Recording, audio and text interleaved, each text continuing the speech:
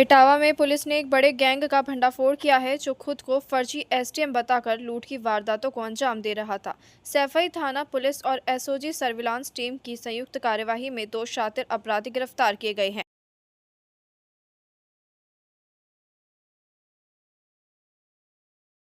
देखिए, ये 10/11 जुलाई की रात में जब सैफई पुलिस गश्त पर थी तो एक्सप्रेस वे पर एक व्यक्ति मिला।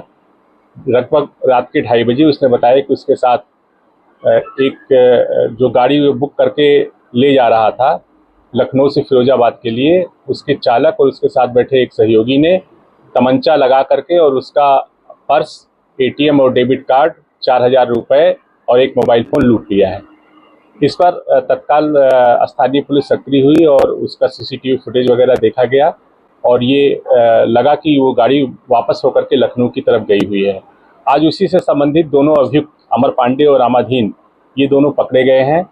इनसे लूट का जो एटीएम कार्ड है, आधार कार्ड है, 4,000 रुपये हैं, ये बरामद हो गया है। घटना में प्रयुक्त स्कॉर्पियो गाड़ी बरामद हो गई है। इनके कब्जे से जो घटना में प्रयुक्त अवैध असलाह है वो भी दोनों तमंचे बरामद हुए हैं। इसमें इंटरेस्टिंग पार्ट ये है कि ये जो अमर पांडे है, ये यूपीएससी की तैयारी 2023 में कर रहा था दिल्ली में, और वहाँ से फिर बाद में उसमें असफल होने पर इसके मन में खुराफात आया और इसने एक फर्जी नियुक्ति पत्र बनवाया एसडीएम का। और ये जब पुलिस इससे पूछताछ कर रही थी तब भी ये बता रहा था कि मैं एसडीएम हूँ और शामली में मेरी नियुक्ति है और ये कृत्य मेरे ड्राइवर के द्वारा किया गया है। वो बच्चों को छोड़ने के लिए और ले जाने के लिए घर पे रखा गया था मैंने लखनऊ में। ये सारी बातें झूठी पाई गई।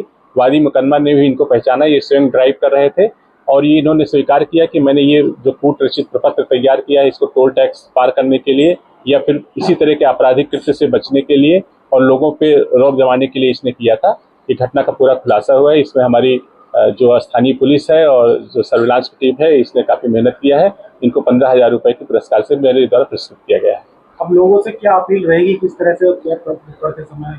देखिए, ये बुकिंग जो हुई थी ब्ला ब्ला ऐप है, उसके माध्यम से शेयरिंग वाली गाड़ी इसको प्रयोग किया गया था।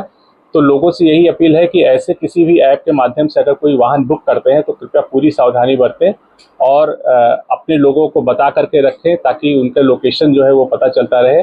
क्योंकि उस दिन तत्काल उनको गश्ती पुलिस मिल गई थी, इसलिए ये सारी घटना का खुलासा हो पाया, वरना इससे गंभीर घटना भी हो सकती थी।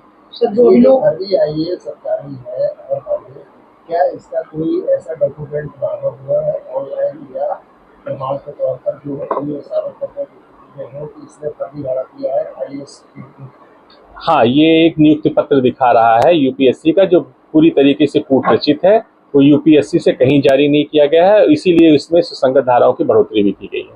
सर, जो नियुक्ति पत्र बनाया उसका किस तरीके से लाभ लेना चाह रहा था?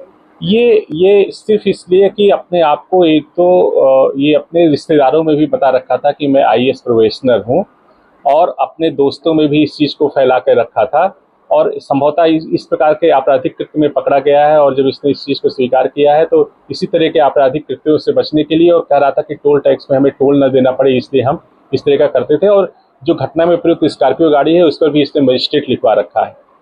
सर, जो गिरफ्तार अभियुक्त इनके विरुद्ध पहले भी आपराधिक इतिहास रहा है? नहीं, अभी इनकी कोई क्रिमिनल हिस्ट्री नहीं मिली।